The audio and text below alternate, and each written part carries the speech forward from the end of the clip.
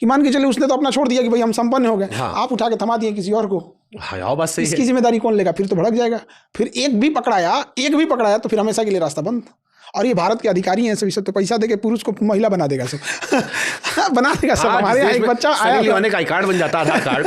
एक बच्चा पास हो गया उसका, और ना एग्जाम देने गया तो उसको ना फॉर्म में ना मेल की जगह फीमेल था, तो वो कह रही है कि इसमें तो फीमेल लिखा हुआ है, तो कह रहा मेल है और वो बता रहा मेल है, तो फीमेल लिखा हुआ है।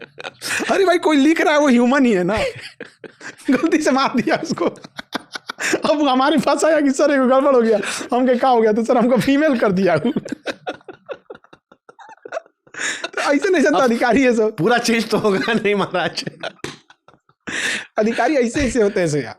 अच्छा, हमारे 32 तो कार्ड भी होता है। कितने चोर होते हैं अधिकारी बता रहे। एक पेपर ऐसे हो गया था, तो पेपर आया बक्सा में, तो पेपर को ले जाना था तीसरा तल्ला पे, तो कौन ले ये नहीं गया थे तीसरा तल्ला पे पेपर बा, वो कह रहा है कि हम काहे ले जाएंगे, इसके लिए तो एक आदमी नियुक्त होना चाहिए, कूली या कोई एक लेबर नियुक्त होना चाहिए। अरे वो बच्चा एग्जाम में वेट कर रहा है, ये आपस में लड़ते लड़ते 1 घंटा तक पेपर भी नहीं दिया सब, वो बवाल कर दिया सब यहाँ पे। UP Bihar is not for beginners. हाँ, ये तो नौटंकी चल रही है बिहार में सर। जो अभी क्योंकि इलेक्शन भी आ रहा है बिहार में इस बार, चलो मैं इस पर नहीं आ रहा सबसे। बिहार में कई सारे युवा नेता हैं, युवा नेताओं में किस में आपको उम्मीद ज्यादा बेहतर दिखती है? पॉजिटिव थोड़ा थोड़ा बता सकते हो, जनरलाइज स्टेटमेंट, किसी का नाम मतलब, चलो वैसे करते हो।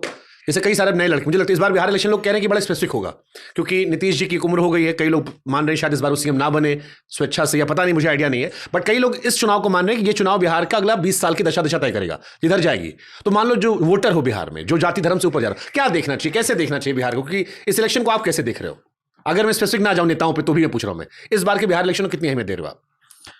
इस बार इलेक्शन में थोड़ा सा दिलचस्प ये होगा, क्योंकि बहुत सारे लोग, जैसे क्या है कि जागरूकता सोशल मीडिया की वजह से पिछले 5 साल में कोरोना के बाद से बड़ा बढ़ी है, और प्रशांत किशोर भी बड़ा जागरूक किए हैं गांव-गांव जाके लोगों को भी, और ये सब फैक्टर आएगा। दूसरा क्या है कि अब लोग ना वो 2050 में हम विकसित हो जाएंगे, 2047 में हम विकसित हो जाएंगे, तो ये सब चीज़ों से लोग अब उब चुके हैं। उनका कहना है कि रोजगार दीजिए। अब इधर देखिएगा तो जब गवर्नमेंट ने बहुत सारे रोजगार दिए हैं, और जैसे तेजस्वी यादव, इनका पूरा एजेंडा ही यही है, एकदम फिक्स है कि हमने रोजगार दिया है, हमने इतना दिया है, तो बहुत सारे लोगों को ये चीज़ें समझ में आ रही है।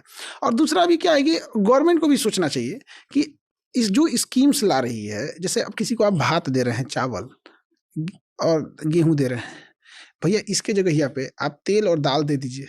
हम काजू किशमिश नहीं मांग रहे हैं, ओके, मेन दिक्कत तेल खरीदने में है, दाल खरीदने में। ओके, भात और गेहूं तो गाँव में मिल ही जाता है, तो वह काम हो गया। आपको क्या दे रहे हैं?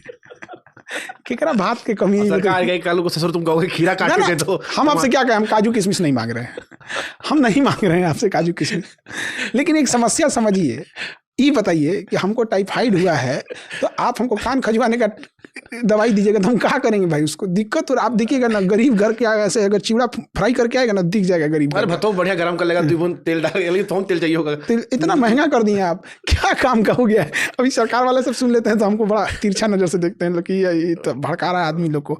हम यही कहते हैं, अपन भात रखो, अपन गेहूँ रखो, भैया तुम उसको 2 किलो सरसों तेल दे दो, 2 4 लीटर दाल, 2 किलो दाल दे दो। लेकिन कब तक देश में चलता रहेगा?